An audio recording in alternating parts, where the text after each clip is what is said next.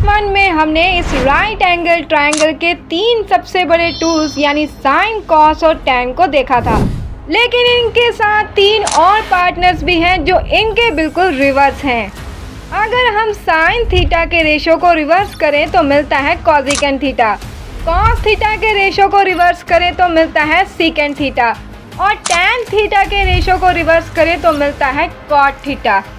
लेकिन सवाल ये है कि हमने इन रेशोस को सिर्फ रिवर्स ही क्यों किया? बहुत सिंपल सा राज है। रेशो का मतलब होता है दो साइड्स का बंटवारा यानी डिवीज़न। अगर आपके पास दो साइड्स हैं परपेंडिकुलर हाइपोटेन्यूज यानी P/H, तो उन्हें कंपेयर करने के दो ही तरीके हैं। या तो आप लिखो P/H या रिवर्स करके लिखो H/P। और जब हम एक ट्रायंगल की 3 साइड्स को आपस में इस तरह डिवाइड करते हैं तो मैथमेटिक्स हमें ठीक 6 कॉम्बिनेशंस बनाकर देती है। तो अब हमारे पास 6 पावरफुल टूल्स हैं। लेकिन एक बड़ा सवाल, ये टूल्स इस छोटे से ट्रायंगल पर तो काम कर रहे हैं, पर अगर हम ट्रायंगल का साइज इंक्रीज कर दें तो क्या इन रेशियोज की वैल्यू चेंज होगी? देखने में तो लगता है कि चेंज होनी चाहिए क्योंकि लाइंस लंबी हो गई है, पर सच ये है कि साइज बदलने से रेशियो पर कोई भी फर्क नहीं पड़ता। इस सीक्रेट के पीछे छुपा है ज्योमेट्री का एक पावरफुल रूल, एंगल सिमिलैरिटी। अगर दो ट्रायंगल्स के दो एंगल सेम हैं तो उनकी शेप हमेशा सेम होगी। इन दोनों ट्रायंगल्स को देखिए, दोनों में एक एंगल 90 डिग्री है और दूसरा थीटा है, यानी दोनों ट्रायंगल्स बिल्कुल सिमिलर है। तो इसका मतलब कि एक बात तो क्लियर है कि ट्रायंगल चाहे एक छोटी चींटी जितना हो या पहाड़ जितना बड़ा, अगर उसका एंगल सेम है तो रेशो कभी नहीं बदलेगा। इसी वजह से ट्रिग्नोमेट्री को हम पूरे यूनिवर्स पर एक ऑटोमेटिक स्केल की तरह अप्लाई कर पाते हैं। लेकिन इस यूनिवर्सल स्केल की एक लिमिट भी है। एक राइट एंगल ट्रायंगल में हाइपोटेन्यूज हमेशा सबसे लंबी साइड होती है। परपेंडिकुलर या बेस कभी उससे बड़े नहीं हो सकते।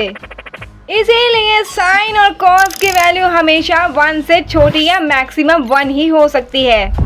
और शायद इसीलिए आर्यभट्ट जी से शुरू हुई ये ज्योमेट्रिक जर्नी लगभग 1500 साल बाद भी उतनी ही पावरफुल है। क्योंकि चाहे बात सितारों की हो या मॉडर्न नेवी रडार की, ज्योमेट्री के ये रेशियोज आज भी वही काम कर रहे हैं।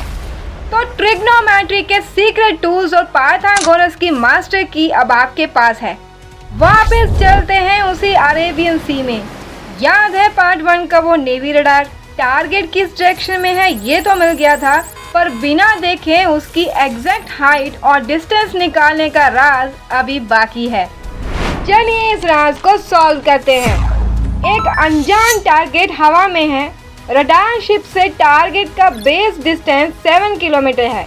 टारगेट का हाइपोटेन्यूज परपेंडिकुलर से बस 1 किलोमीटर ज़्यादा है। तो मिसाइल लॉक करने के लिए साइन थीटा और कोस थीटा की वैल्यू क्या होगी?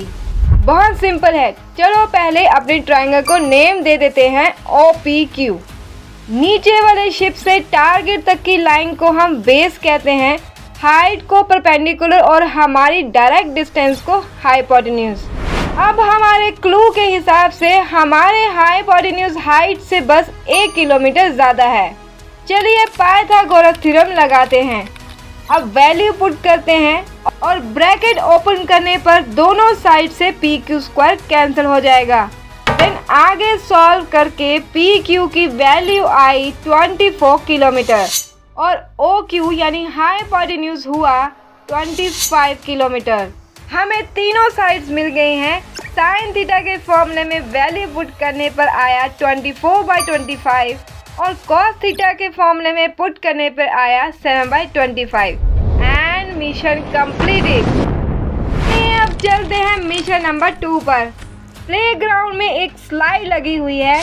स्लाइड की लंबाई और ज़मीन पर बना उसका गैप मिलाकर टोटल 25 मीटर है। स्लाइड का टॉप ज़मीन से 5 मीटर ऊपर है।